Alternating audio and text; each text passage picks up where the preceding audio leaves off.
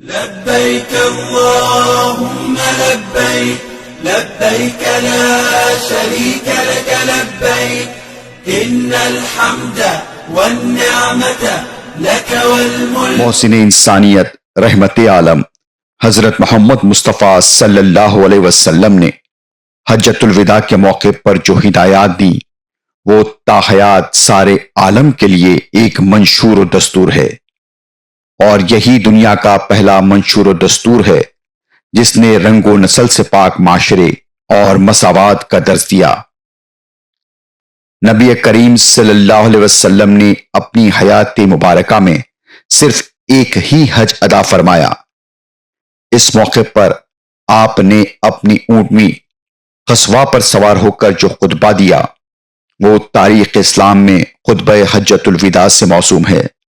اللہ کے نبی صلی اللہ علیہ وسلم نے خطبے کی ابتدا میں اللہ تعالیٰ کی حمد و ثنا بیان کی اور فرمایا، اللہ کے سوا کوئی معبود نہیں، وہ ایک ہے، کوئی اس کا شریک نہیں۔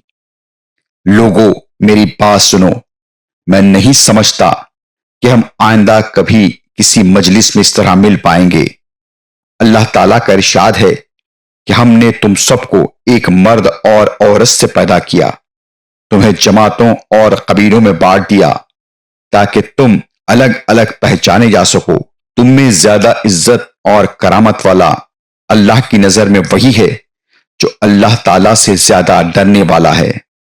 نہ اجمی کو عربی پر کوئی فوقیت ہے اور نہ کوئی عربی کو اجمی پر، نہ کالا گورے سے افضل ہے اور نہ گورا کالے سے۔ ہاں بزرگی اور فضیلت کا کوئی معیار ہے تو وہ تقوی ہے۔ اللہ کے نبی صلی اللہ علیہ وسلم نے فرمایا، میرے بعد گمراہ نہ ہو جانا، آپس میں ایک دوسرے کا خون نہ بہانا۔ کہیں کسی کے پاس امانت رکھوائی جائے تو وہ امانت اس تک پہنچانا تمہاری ذمہ داری ہے۔ ایک مسلمان دوسرے مسلمان کا بھائی ہے، اپنے غلاموں کا خیال رکھو، انہیں وہی کھلاؤ جو تم کھاتے ہو، انہیں وہی پہناؤ جو تم پہنتے ہو۔ دور جاہلیت کا سب کچھ میں نے اپنے پیروں سے رون ڈالا ہے۔ عورت کے لیے یہ جائز نہیں کہ وہ اپنے شوہر کا مال بغیر اس کی اجازت سے کسی کو دے۔ تمہارا حق عورتوں پر یہ ہے کہ وہ اپنے پاس کسی ایسے شخص کو نہ بلائیں جسے تم پسند نہ کرتے ہو۔ عورتوں سے بہتر سلوک کرو۔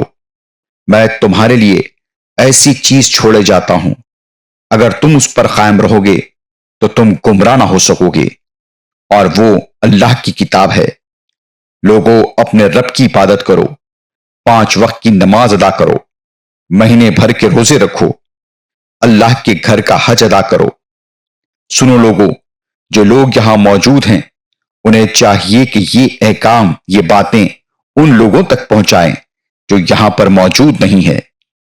اس کے بعد اللہ کے رسول صلی اللہ علیہ وسلم نے لوگوں سے پوچھا کہ اے لوگوں، میرے بارے میں تم سے جب سوال کیا جائے گا تو تم کیا جواب دو گے؟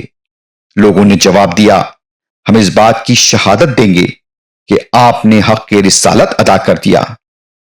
یہ سن کر اللہ کے رسول صلی اللہ علیہ وسلم نے اپنی انگشت شہادت آسمان کی طرف اٹھائی اور لوگوں کی جانب اشارہ کرتے ہوئے 3 مرتبہ ارشاد فرمایا، اے اللہ گواہ رہنا، اے اللہ گواہ رہنا، اے اللہ گواہ رہنا۔ ان الفاظ کی ادائیگی